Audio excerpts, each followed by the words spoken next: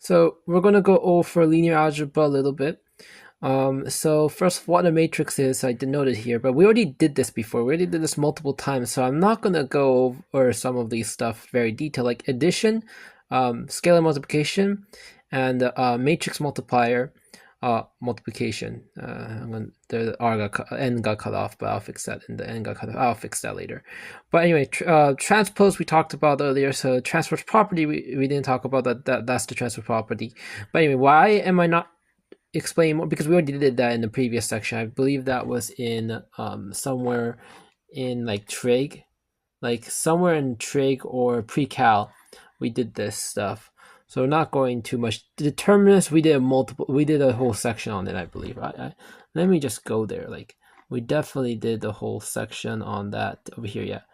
Cross product, dot product, determinant, and all the other matrices over here with matrix multiplication over here. We done that in trig and pre-cal, so basically I'm speed running it, but we're definitely going to talk about some of the properties. We never talked about properties, so there are some properties there. Is that important? I never used it ever, so anyways, inverse matrix is a small, we already talked about this too actually, but yeah, and then we talk about 2D inverse.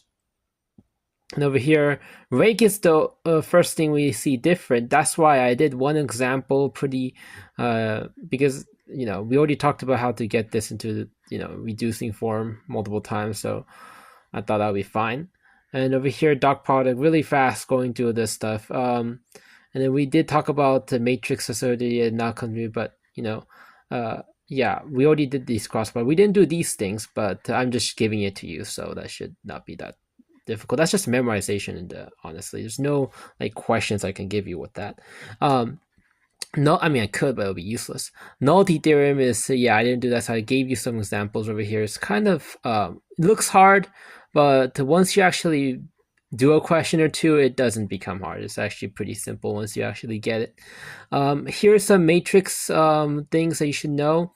Again, that's why it's just memorization. A lot of linear algebra is just memorization. It's not hard, it's just memorizing. And then now we go to the hard parts. This differential equation. That's why I linked differential calculus with linear algebra, because if I didn't do that, it would just be all memorization. So that's why I said differential calculus is going to be shoot in here, because there is some matrix with the differential calculus.